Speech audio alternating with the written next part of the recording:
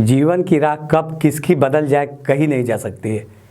89-90 में हज़ारीबाग में एक शख्सियत हुआ करती थी विद्यार्थी परिषद में, जिन्हें लोग प्रदीप कौशिक जी के नाम से जानते हैं।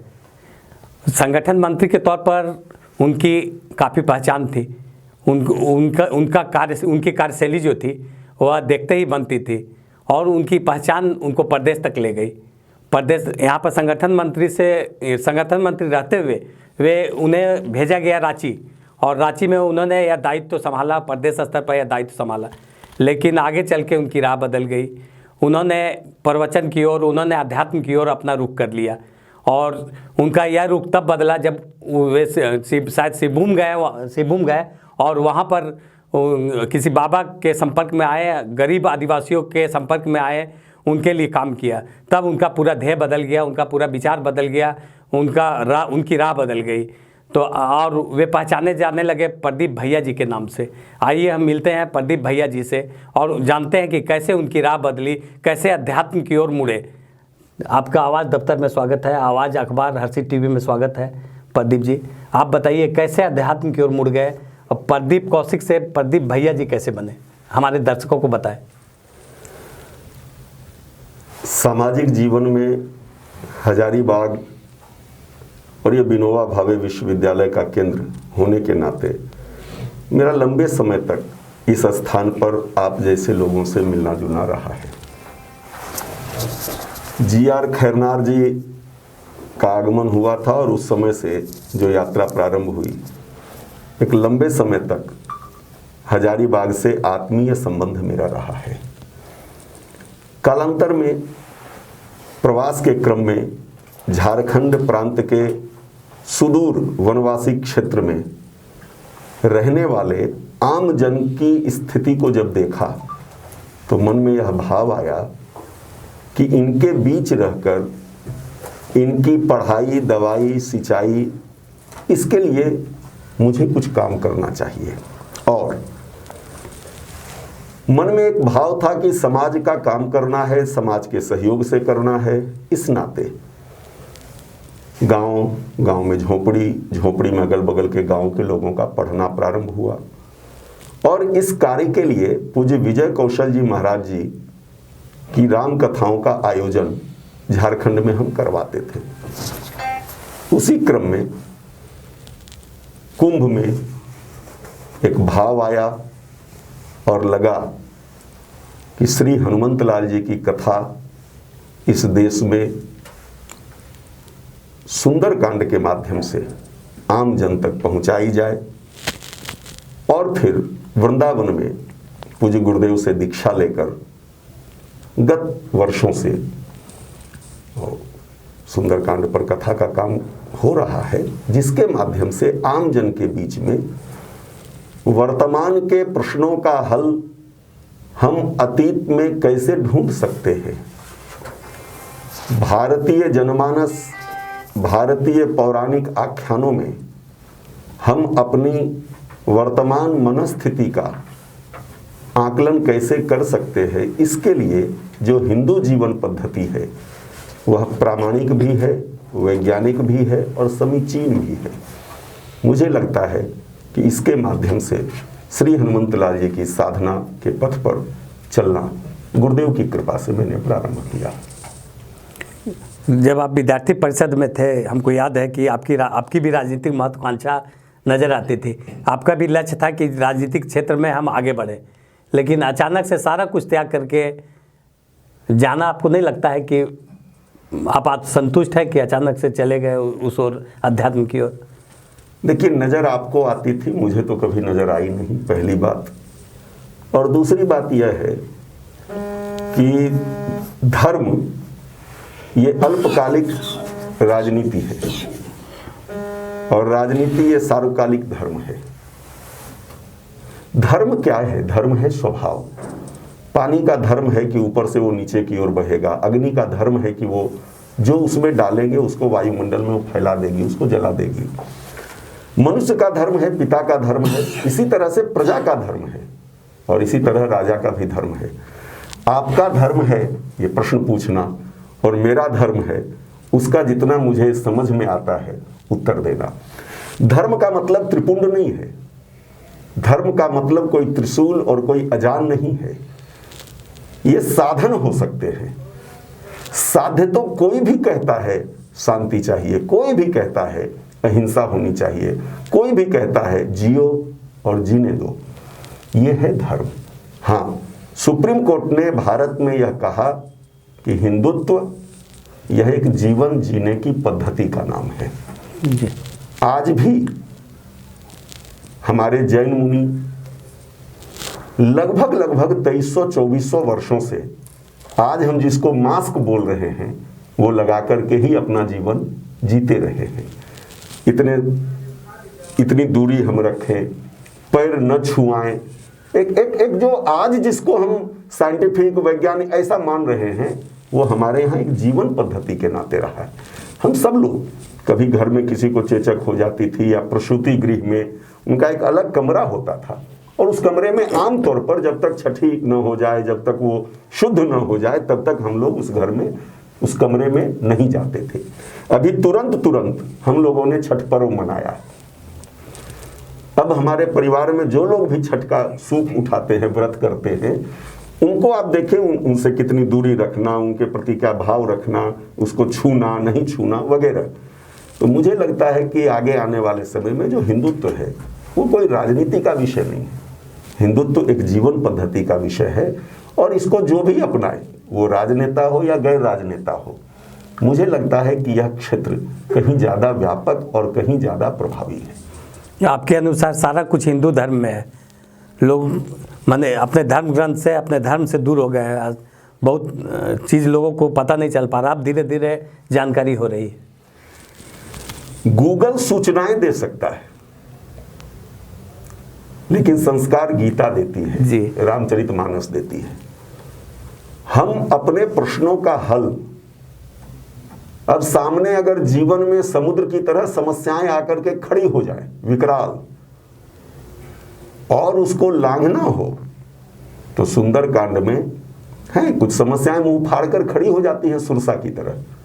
श्री हनुमंत लाल जी छोटे बनते हैं, सुरसा के मुंह में प्रवेश करते हैं, बाहर आते हैं। कुछ समस्याएं हमें प्रत्यक्ष दिखलाई नहीं पड़ती सिंहिका की तरह, लेकिन ऊपर आकाश मार्ग से जाने वाले किसी भी की छाया को देखकर वह उसे पकड़कर अंदर खींचकर मार डालती थी। श्री हनुमंत लाल जी एक ही बार में उसका समूल नाश करते। और द्वार पर खड़ी हुई लंकिनी जैसी समस्या जो मतिभ्रम की शिकार है, जिसको सच झूठ के आवरण में और झूठ सच के आवरण में दिखलाई पड़ता है, उसके मतिभ्रम को मुठिका एक महाकपि हनी तो रुधिर बमत धरनी धनमनी, फिर उसके माथे पर एक मुष्टिका का प्रहार करने वाले कपिराज उसके मतिभ्रम को दूर करते। आज भी अपने सामान्य जनजीवन में हम जो समस्याएं झेलते हैं, परिवार में, संबंधों में, रिश्तेदारी में, मार्केट में, राजनीति में, कहीं भी उनका समाधान हमारे पौराणिक आख्यानों में है।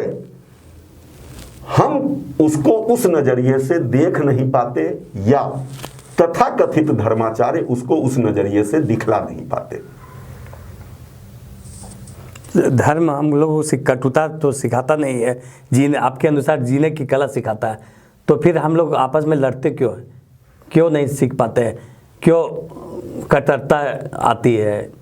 ये मनुष्य है नवेंदु बाबू, तो काम, क्रोध, लोभ, अहंकार, ईर्ष्या, द्वेष, प्रेम ये होगा ही। 2500 वर्षों पूर्व अगर बुद्ध चौराहे पर खड़े होकर उपदेश देते थे चोरी न करें, इसका मतलब चोर तो 2500 वर्ष पूर्व भी थे जी। बनारस के चौराहे पर अगर आज से 3 युगों पूर्व कोई हरिश्चंद्र नाम का नृप राजा वो अगर बिका पत्नी और बच्चों के साथ, इसका मतलब ह्यूमन ट्रैफिकिंग ये तो उस समय भी होती थी, सतयुग में भी। अगर आज से 2 युग पूर्व दिन दहाड़े दोपहरिया में जनक की बिटिया और दशरथ की पुत्र वधू राम की धर्मपत्नी उसका अपहरण हो गया इसका मतलब किडनैपिंग, ये 2 युग पहले की भी समस्या थी। विषय यह है कि समस्याओं का स्वरूप बदलता है। समस्याएं तो जहां मनुष्य होगा वहां रहेंगी, कमरा बदलने से बुखार नहीं बदलती। मनुष्य जहां भी रहेगा, वो यहां रहे या मंगल ग्रह पर रहे, वो उसकी कुर्सी बदल सकती है, पद और ओहदा बदल सकता है, चोर चोरी से जा सकता है, तुम्बा फेरी से नहीं जा सकता। इसलिए हम अपनी मनस्थिति बदलें। हम अपनी स्थिति, यहां से वहां चले गए, इस स्थान से उस स्थान पर चले गए, मनुष्य वही रहेगा। वो हिमालय भी चला जाएगा तो भी उसको लगेगा कि इस आश्रम से बड़ा मेरा आश्रम होना चाहिए, उनकी गाड़ी से मेरी बड़ी गाड़ी होनी चाहिए। यहां उसने अगर पत्नी और बच्चे छोड़े हैं तो वहां लगता है कि उससे ज्यादा चेले मेरे होने चाहिए, मेरे अनुयायी बड़े होने चाहिए। मुझे लगता है आगे आने वाले समय में समय सारे प्रश्नों का स्वयं उत्तर देता है। बहुत देर तक और बहुत दूर तक झूठ नहीं चल सकता। जो सच होगा, जो शिव होगा, जो सुंदर होगा, वही चिरस्थायी होगा। सिंहभूम में आपने काफ़ी दिन तक काम किया, कोई ऐसा वाकया जो गरीब बच्चों के लिए काम कर रहे थे तो आपको द्रवित कर दिया और आपकी राह बदल गई, ऐसा कोई वाकया तो आपके साथ घटा जरूर होगा? मैं जब एक परिवार में वहाँ रहता था जी, तो जिस परिवार में मैंने जाकर रहना शुरू किया था, उस परिवार ने मेरे जाने से पहले 2002 से पहले जीवन में कभी सब्जी नहीं खाई थी। और मैं यह कल्पना नहीं कर सकता था कि कोई परिवार झारखंड में ऐसा भी होगा। मुझे लगता था गरीब का मतलब रिक्शा चलाने वाला गरीब, गरीब का मतलब जो चाय बेच रहा है वो गरीब, गरीब का मतलब ऐसा भी गरीब जिसके घर में केवल एक बर्तन है और उसमें वो चावल पका लेता है और पेड़ के पत्ते तोड़ कर लाता है और उसको पत्तल बना करके वो चावल खा लेता है। नमक खरीदने की उसके पास में कैपेसिटी नहीं है, ये मैंने देखा है। एक परिवार दवा लेने के लिए प्रखंड केंद्र पर आया था, अपने आश्रम में आया, मुझे जानकारी मिली तो फिर मैं उस गांव गया।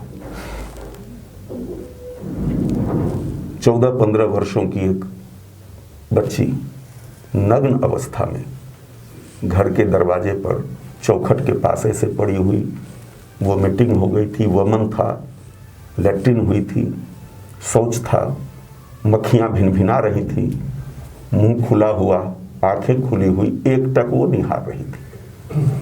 तो मैं वापस आया, मैंने साथ में जो लोग थे मैंने कहा कि इसको उठाइए कहीं चौकी पर, कोई खटिया पर, कहीं तो चारपाई पर लिटाइए।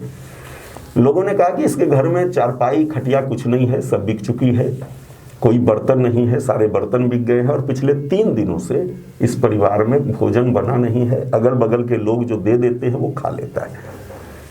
तो जो व्यक्ति था, मैंने उसको तत्काल कुछ राशि जो हमारे पास सामर्थ्य था मैंने दी और मैंने कहा कि अभी तो कुछ व्यवस्था आप करिए, आप ये बताइए आगे के लिए आपने क्या सोचा है। तो उस व्यक्ति ने कहा कि मेरा जो टाली है, जिसको खपरेल का जो चौड़ा आता है, उसने कहा हम टाली बेच देंगे।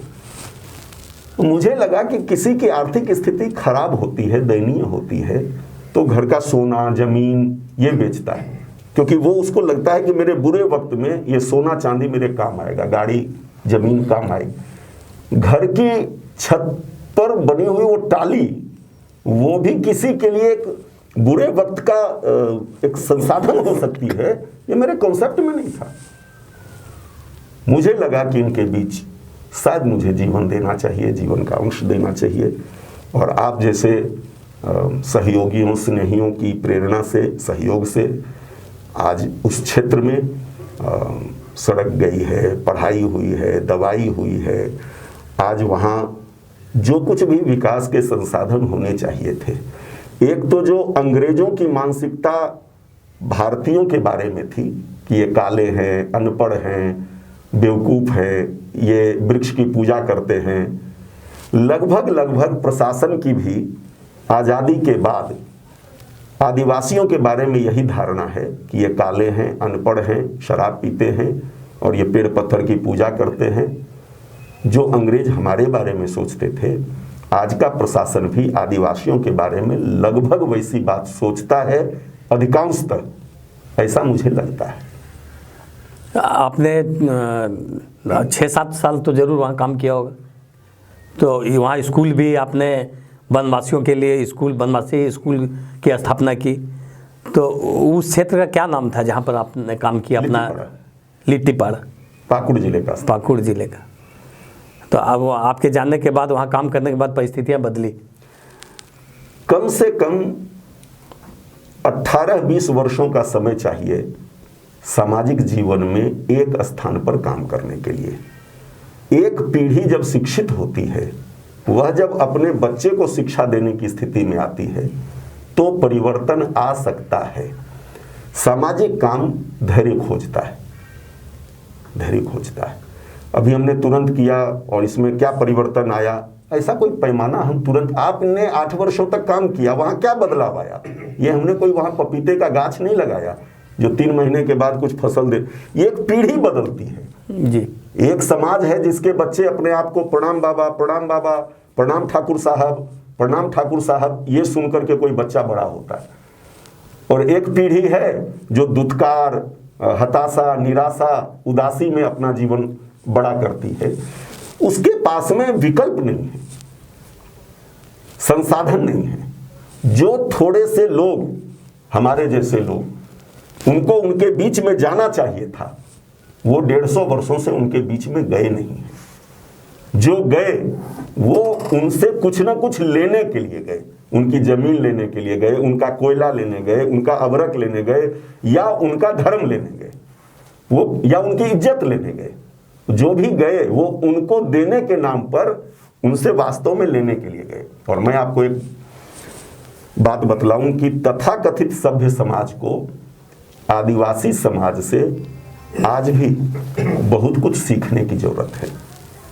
आज जो दुनिया भर में नारी स्वातंत्र की बात, नारी सम्मान की बात चल रही है, आदिवासी समाज ये नारियों को कहीं ना कहीं तथाकथित शिक्षित बुद्धिजीवियों से ज्यादा सम्मान देता। आप किसी संथाल परिवार में जाइए, वहां का व्यक्ति तब तक आपको प्रणाम नहीं करेगा या आपसे प्रणाम नहीं लेगा जब तक उस परिवार की कोई महिला वो आपको आकर प्रणाम निवेदित नहीं करेगी या आपसे प्रणाम नहीं लेगी। पहले महिला लेगी, तब पुरुष लेगा। सामूहिकता है। किस दिन गांव में हम धान रोपेंगे, ये गांव मिलकर तय करता है। और धान हम किस दिन काटेंगे, ये भी गांव तय करता है। ये हमारा खेत है, हमारा जिस दिन मन होगा हम रोपेंगे। जब एकल नहीं है, वहां सामूहिकता है। पूरे गांव, और वो प्रकृति से जुड़ा हुआ है, प्रकृति से जुड़ा हुआ है, और वो खुश है, वो खुश है। हम अपने हिसाब से उसका विकास चाहते हैं। हमको लगता है कि ये पेंट शर्ट पहने, चाय पिए, हिंदी बोले तो ये विकसित हो गया, इसलिए हम उसके विकास के नाते समझते हैं कि यहां जाने के लिए सड़क है कि नहीं, तो ये विकास होगा। जबकि उनको चाहिए पीने का पानी, उनको चाहिए मलेरिया की दवाई, उनको चाहिए अपनी शिक्षा। मुझे लगता है कि शायद आगे आने वाले समय में जिस राह पर झारखंड चल रहा है, शुभ होगा, बेहतर होगा, और आज से और आगे आने वाले समय में उन स्थितियों से हम यहाँ तक बेहतर आए हैं, आगे और अच्छा होगा। आदिवासी परिवार के बीच में आपने काम किया तो बहुत सारी जानकारी दी आपने, और बहुत दर्शकों को ऐसी जानकारी मिली है कि हम लोग भी अचंभित है। और यह जानना चाह रहे हैं हम, दर्शक यह जानना चाह रहे हैं कि देवघर में आपका एक आश्रम है, जहाँ पर आप, आश्रम में क्या होता है वहाँ पर देवघर में आपके आश्रम में? लंबे समय तक लिट्टीपाड़ा में काम करने के बाद पूज्य गुरुदेव के आशीर्वाद से और दिशा निर्देश का अनुपालन करते हुए बाबा नगरी देवघर में एक केंद्र स्थापित हो, चूंकि देश भर से लोग वहां आते हैं, उनके बीच भी सेवा इस मंत्र का गान यह दिखलाई और सुनाई पड़ना चाहिए। इस दृष्टि से 2008 से प्रयास शुरू हुआ, 10 में स्थान मिला, और 2012 से वहां पर एक विद्यालय प्रारंभ हुआ है। चूंकि शिक्षा क्षेत्र में एक लंबे समय से हमने काम किया है, तो वहां अगल बगल के 13 गांव के जो आर्थिक दृष्टि से थोड़े ऐसे परिवार हैं, रिक्शा चलाने वाले, ठेला चलाने वाले, बाबा मंदिर में फूल बेचने वाले या नाइट गार्ड का काम करने वाले परिवार, उनका हम सर्वे करवाते हैं। विद्यालय के शिक्षक और शिक्षिका गांव में जाते हैं, फार्म है, और आर्थिक नाते जिनकी स्थिति थोड़ी ऐसी दयनीय है, जो किसी प्राइवेट स्कूल में 1000-2000 रुपए दे करके नहीं अपने बच्चे को पढ़ा सकते हैं, उनको एक समुचित और स्तरीय शिक्षा ये मिले, इसका एक छोटा सा प्रयास समाज के 8-10 लोग मिलकर के, वो हजारीबाग से भी राकेश जी हैं, सुनील जी हैं, राजकुमार जी, ऐसे कई लोग उससे जुड़े हुए हैं। और उन लोगों के कारण कोई स्वेटर दिए, कोई कॉपी कलम किताब दिए, कोई निःशुल्क शिक्षक जो पढ़ा रहे हैं, शिक्षा दे रहे हैं, उन शिक्षकों का मानधन दिए। तो ऐसे पढ़ाई, उनको कॉपी कलम किताब, स्कूल ड्रेस, जूता मोजा, ये निःशुल्क ये दी जाती है। प्रारंभिक, जिसको हम लोग नर्सरी और केजी बोलते हैं, उससे लेकर कक्षा 5 तक की वहाँ शिक्षा दी जाती है। लगभग 250 बच्चियाँ वहाँ पढ़ते हैं। प्रयास हमारा ये रहता है कि 60 से 65% वहाँ बच्चियाँ हम लें, क्योंकि बिटिया अगर पढ़ती है तो 2 परिवार वो शिक्षित होते हैं, इसका मायके भी शिक्षित होता है और इसकी ससुराल भी शिक्षित होती है। तो इस नाते बिटिया, लड़का तो कहीं भी कुछ कर लेगा, लेकिन बिटिया अगर होगी तो वो अगली बार अपने बच्ची को हम पढ़ाएं, ये ललक उसके अंदर होगी। क्योंकि अधिकांश ऐसे बच्चे आते हैं जिनके माँ या पिताजी में से कोई 3-4 तक पढ़े हैं, माँ तो अधिकांश की नहीं पढ़ी, 2-4% की कोई होंगी तो अलग विषय है। तो ये वहाँ एक काम, और मेरा वहाँ रहना होता है। देश भर में जहाँ भी जाता हूँ तो उस केंद्र जो है वो देवघर रहता है, लौट करके आता हूँ तो वहीं आता हूँ। जैसे उड़ जहाज को पंछी पुनी जहाज पर आवे, तो वो देवघर केंद्र है, कहीं से भी लौट कर आता हूँ तो देवघर आता हूँ। बहुत नेक काम कर रहे हैं, और सुन करके हम लोग भी गौरवान्वित महसूस कर रहे हैं कि हजारीबाग से जुड़ा एक व्यक्ति इस तरह का काम करके हम लोग को उत्साहित कर रहे हैं कि, और लोगों को प्रेरित भी कर रहे हैं कि आप समाज सेवा के क्षेत्र में जुड़िए। तो ये थे 30 साल पहले के प्रदीप कौशिक जी, और आज के प्रदीप भैया जी। आज इनको हम लोग सलाम करते हैं, इनके काम को हम लोग सलाम करते हैं, इनके जज्बे को सलाम करते हैं। इनका प्रवचन सुनने के लिए देश विदेश में लोग आज भी ललायित रहते हैं। हनुमान के भक्त हैं, और हनुमान के प्रवचन सुनने के लिए, भगवान हनुमान का प्रवचन सुनने के लिए काफ़ी भीड़ जुटती है इनका प्रवचन सुनने के लिए। तो प्रदीप भैया जी को बहुत बहुत धन्यवाद आवाज़ दफ्तर में आने के लिए। आवाज़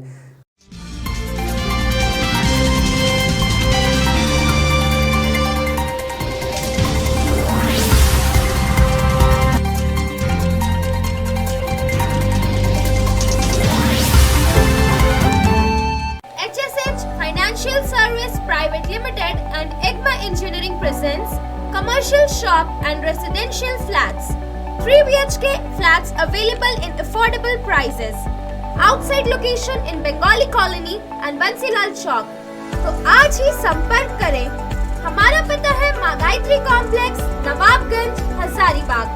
फोन नंबर 9572196587 या 9142022039। अभी बुकिंग करने पर आपको मिलेगा तनिष्क का 5 ग्राम वाला गोल्ड कॉइन। तो पता याद रखें, माँ Gayatri complex, Nawabganj, Hazaribagh. Asha Apartment, a unit of Balprada Infrastructure Private Limited. हमारे पास 2 BHK और 3 BHK flats available है। Booking open for limited flats on first come first serve basic. हमारा पता है रेसिडेंशियल कॉम्प्लेक्स, कानी बाजार, हजारीबाग। अभी कॉल करें 9431334977 या फिर 6201641488। Hamida nursing home, Pasai Simaria road, Hazaribagh. हमारे यहाँ आयुष्मान भारत योजना के तहत लाल, पीला, हरा राशन कार्ड धारी का मुफ्त इलाज किया जाता है। साथ ही हमारे यहाँ सभी प्रकार के ऑपरेशन उचित मूल्य पर विशेषज्ञ डॉक्टरों के द्वारा किया जाता है। हमारे यहाँ पैथोलॉजिकल एवं एक्सरे की सुविधा भी उपलब्ध है। तो पता याद रखें, Hamida nursing home, Pasai Simaria road, Hazaribagh. हमारा कॉन्टैक्ट नंबर है 9835747753 या फिर 9576146220। शुद्धता की गारंटी हमारी पहचान। आधुनिक और विविध आकर्षक डिजाइनों वाले स्वर्ण आभूषण प्रतिष्ठान के रूप में है पहचान। तो आज ही आए जेवर ज्वेलर्स, सेठ मोहल्ला, बडम बाजार, हजारीबाग, जहां आप पाएंगे 100% मूल्य पुराने गोल्ड ज्वेलरी के एक्सचेंज पर और 30% डायमंड ज्वेलरी के मूल्य पर छूट। तो पता याद रखें, जेवर ज्वेलर्स, सेठ मोहल्ला, बडम बाजार, हजारीबाग। लोकनायक जयप्रकाश आई हॉस्पिटल चौपारण, जहां उपलब्ध है आंखों की जांच के अत्याधुनिक उपकरण और 24 घंटे चिकित्सकों की व्यवस्था। आंखों की हर तरह की परेशानी से जहां मिल सकता है निजात। झारखंड बिहार का इकलौता आधुनिक आई केयर सेंटर। तो आज ही संपर्क करें या पहुंचे नव भारत जागृति केंद्र द्वारा संचालित बेहरा चौपारण का यह अस्पताल, लोकनायक जयप्रकाश आई हॉस्पिटल चौपारण। यदि आप अपना घर बनाना चाहते हैं या फिर कोई व्यवसाय करना चाहते हैं तो LIC हाउसिंग फाइनेंस लिमिटेड आपको देगा आसान शर्तों और अट्रैक्टिव रेट ऑफ इंटरेस्ट पर। सबसे बड़ा आकर्षण प्रधानमंत्री आवास योजना के तहत 2.67 लाख सब्सिडी की भी सुविधा। ना प्रोसेस में कोई परेशानी और ना इंतजार करने का झंझट। तो आज ही संपर्क करें Harshit enterprises, Gayatri complex, flat number 102, first floor, Nawabganj, Hazaribagh. संपर्क करें 9572196587 या 8709524015। हमारा लैंडलाइन नंबर है 06546 से 29601 या फिर टोल फ्री नंबर 0114292501।